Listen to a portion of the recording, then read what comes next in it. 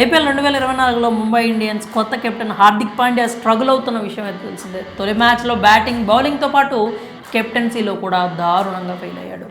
అతని చెత్త కెప్టెన్సీ కారణంగా గెలవాల్సిన మ్యాచ్లో ముంబై ఓడిపోయింది. సన్ రైజర్స్ హైదరాబాద్తో జరిగిన మ్యాచ్లో కూడా హార్దిక్ తీరు మారలేదు. బ్యాడ్ డెసిషన్స్తో టీం కొంప ముంచాడు.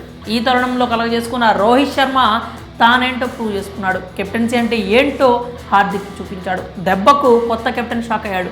ముంబైతో మ్యాచ్లో ఎస్ఆర్హెచ్ ఓపెనర్ ట్రావిస్ హెడ్ ఆకాశమే హద్దుగా చెలరేగిపోయాడు. 18 బంతుల్లోనే హాఫ్ సెంచరీ బాదిన ఈ బ్యాటర్ మొత్తంగా 24 బంతుల్లో 62 పరుగులు చేశాడు.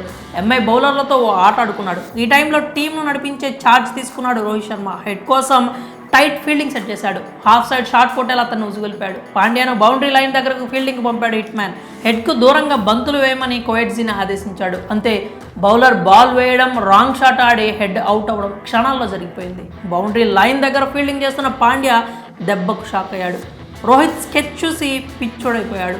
సరిగ్గా అంచనా వేయడం, కరెక్ట్ ప్లానింగ్, బ్యాటర్ను రెచ్చగొట్టడం, బౌలర్లకు అవుట్ చేయగలనే ధీమా ఇవ్వడం చూసి పాండ్యాకు మైండ్ బ్లాంక్ అయిపోయింది. ఇది చూసిన నెటిజన్స్ సోషల్ మీడియాలో రోహిత్ను మెచ్చుకుంటున్నారు.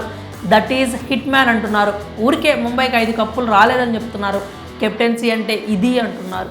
రోహిత్ను చూసి పాండ్యా నేర్చుకోవాలని, అతడి ముందు కొత్త కెప్టెన్ జూజూబీ అంటూ కామెంట్స్ చేస్తున్నారు. ఇకనైనా సారథ్య బాధ్యతల్ని రోహిత్ శర్మకు అప్పగించాలని, లేకపోతే ముంబై కోలుకోవడం కష్టమేనంటూ ఫ్యాన్స్ కామెంట్స్ చేస్తున్నారు. ఇక మ్యాచ్ విషయానికి వస్తే టాస్ గెలిచి బౌలింగ్ ఎంచుకున్నటువంటి ముంబై జట్టు హైదరాబాద్ బ్యాటర్లను కట్టడి చేయడంలో పూర్తిగా విఫలమైంది. హైదరాబాద్ జట్టు నిర్ణీత 20 ఓవర్లలో 3 వికెట్ల నష్టానికి 277 పరుగులు చేసింది. ఇది ఐపీఎల్ చరిత్రలోనే అత్యధిక స్కోరుగా రికార్డులకు ఎక్కింది. అలాగే చేసింగ్లో కూడా ముంబై అంటే కాసేపు వరకు మ్యాచ్ని గెలవగలమనేటువంటి నమ్మకాన్ని కూడా అభిమానులు కలిగించింది. కానీ ముంబై మాత్రం ఆ భారీ లక్ష్యాన్ని ఛేదించడంలో మాత్రం విఫలమైంది.